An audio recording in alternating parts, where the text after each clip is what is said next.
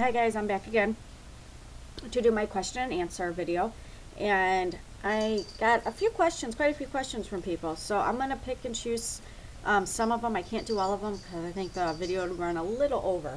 So I'm going to start. I'm just going to go in order that they are on my laptop here. The first couple of questions are by the readables. Do you read more than one book at a time? No, I do not read more than one book at a time because I need all of my attention to go to that one book. I'm not good at multitasking. Even though I have a short attention span, I can't, because even like cleaning house, I start in one room, and then if I had to go put something that belongs in another room, I'll start in that room then because I see something wrong with that room. So I just have to stick with just one book. What's your favorite food? My favorite food is Mexican. I love Mexican. Enchiladas, tostadas, tacos, nothing too extreme, but those three are my favorite. That's usually what I get all the time. Which book would you say is a guilty pleasure? I really don't say anything's like a guilty pleasure. The books I read that I probably shouldn't read are true crime, because they give me nightmares, and my husband always yells at me because then he falls asleep in the French room all the time, or I'll make him sleep out there because he snores. But if I'm reading a true crime book and have a nightmare, I make him come in the bedroom with me. So I wouldn't say it's a guilty pleasure, but I don't know why. Those books intrigue me even though they give me nightmares. Let's see. Me and the Moon 123. Is there a book that's a classic that you love? I don't read too many classics. Actually, I should say, hold on. Shut up! Actually, I should say I don't read any classics. I did when I was in high school, but ever since high school I haven't, so no, I don't. Shh! Sally Farr. What is your favorite genre of book to read? Right now, my favorite genre is realistic fiction and YA, the paranormal. Hold on. Shut up! Sorry, did you hear her talking back to me? She's barking at me. It used to be true crime. Like, I devour true crime. And actually, right before I started reading YA, I had just won, like, what was it, like 40 true crime books off of eBay. And I started going on YouTube, and that's when I discovered YA, and I haven't looked back yet. I haven't picked up one of those true crime books yet.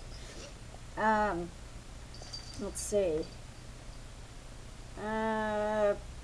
Beauty Equals Hate says, or asked, how many kids do you have? I have 2 kids. Gage just turned 14 on September 13th, and Mia turned 11 on July 2nd.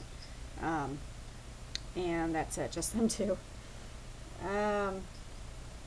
Have you lived in Indiana all your life? No, I was born and grew up in Illinois, and we moved out to Indiana when Gage was about 9 months old. My husband's parents lived out here, and the area is just a lot better than where we used to live in Illinois.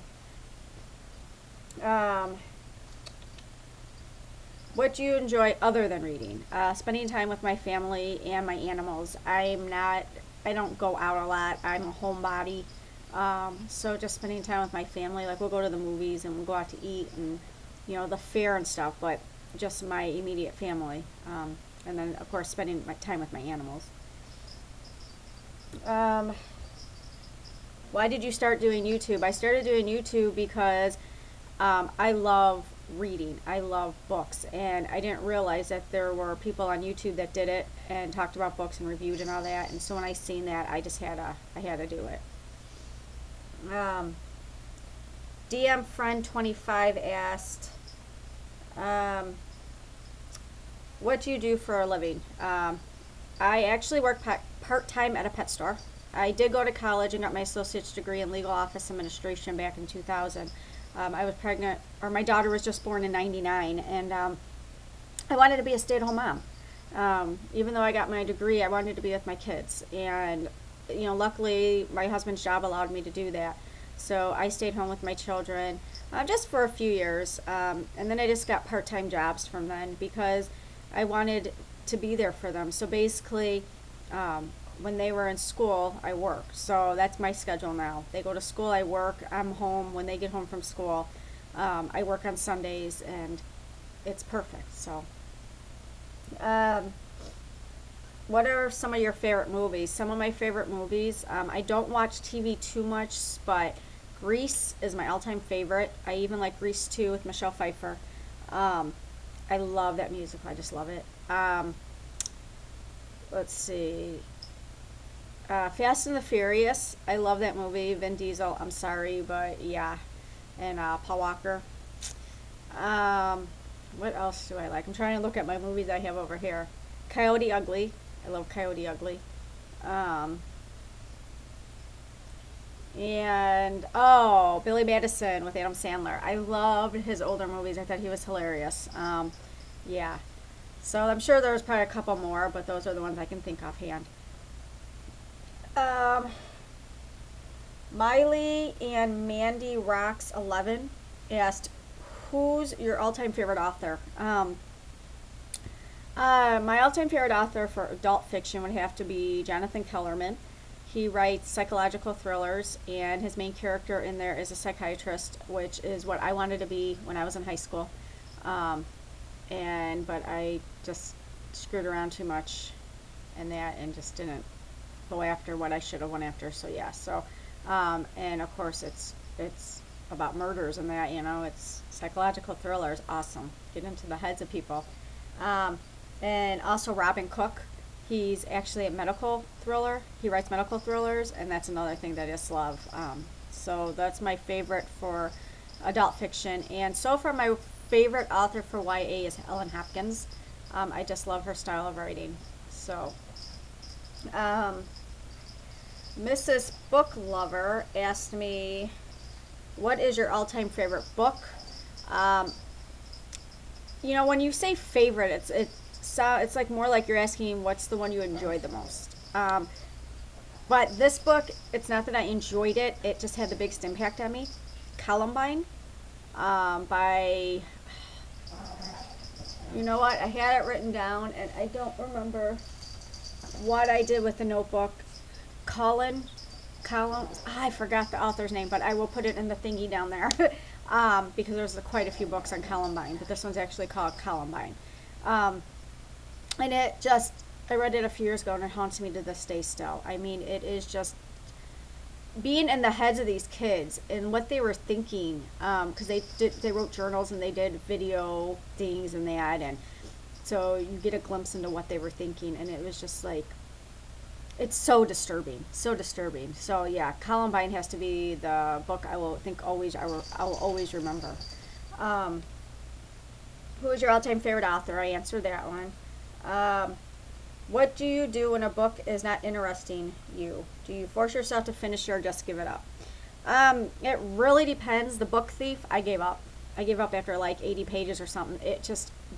I could not get into that book. I could not. Now there's some books, like there was a book I just read, and I don't remember what the heck it was. I just did a book review, Double Identity, I think. It was a good book, and I made myself finish it because it wasn't something that I couldn't get into, but it wasn't something that was like doing anything for me, So it really depends on how bad it is. If it's really bad, like The Book Thief, or it just drags, then I probably won't waste my time on it. Let's see, I thought there was somebody else, but no, I think that's it. Wow, I thought there was another question somewhere. Well, if I'm missing a question that you guys asked, I apologize, but let me see.